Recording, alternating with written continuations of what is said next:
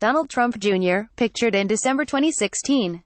Eduardo Munoz AlvarezAFPGetty images. A one-digit mistake by CNN on Friday armed President Trump with new ammunition for another fusillade against the media.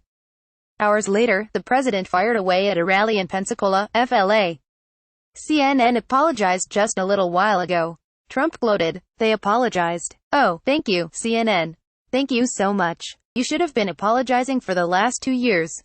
CNN reported Friday morning that Donald Trump Jr.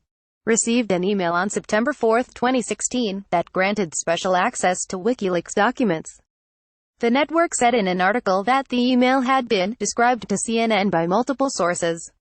But the Washington Post obtained the email itself and reported Friday afternoon that the message was actually dated Sept. 14, 2016, a difference that sets Trump Jr.'s receipt 10 days later. The date matters. CNN's report indicated that the Trump campaign had been fed email files belonging to the Democratic National Committee and former Secretary of State Colin Powell more than a week before the files were released publicly. Interestingly, CNN reporter Mani Ryu said on the air the same day that Donald Trump Jr.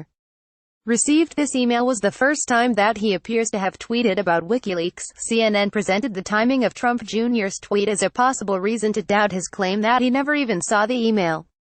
The later email date reported by the Post means that Trump Jr.'s first tweet about WikiLeaks could not have been prompted by the email, since the president's eldest son did not receive the message until 10 days after tweeting.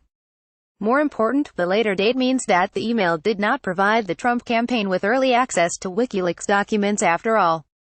The DNC files shared with Trump Jr. via link and a decryption key on September 14, 2016, had been posted and advertised on Twitter by WikiLeaks the day before. And the Powell files had been posted hours before Trump Jr.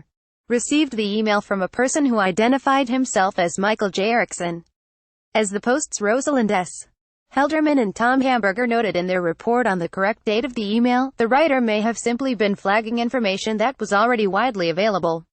CNN issued a correction in a statement on Friday afternoon. CNN's report, though flawed, adds to previous reporting by The Atlantic that WikiLeaks called Trump Jr.'s attention to some of its disclosures through private Twitter exchanges and offered advice during and after the campaign. For example, WikiLeaks tipped off Trump Jr. to the launch of a political action website opposing his father and provided a link, which Trump Jr. tweeted, that highlighted many great stories the press are missing, in the emails of Hillary Clinton campaign chairman John Podesta. The wrong date in CNN's report exaggerated the apparent coziness between the president's team and WikiLeaks, however. You could practically hear the cry of fake news building in President Trump's lungs before he took the stage in Pensacola and let it rip. The fake news label suggests intentional deception, but there is no evidence that this was anything but a mistake. Plus, the Post's report on the true date of the email is an example of how the press often polices itself, contrary to conspiratorial notions of a corrupt cabal, as Sean Hannity calls the media. Still, a week after ABC made an even bigger error that also involved the inaccurate reporting of an event's timing, CNN slip-up played into Trump's effort to cast the media as unreliable and out to get him. Did you see all the corrections the media's been making? Trump said Friday night. They've been apologizing left and right. They took this fraudster from ABC, they suspended him for a month. They should have fired him for what he wrote. This post has been updated to include a statement from CNN and Trump's remarks in Pensacola.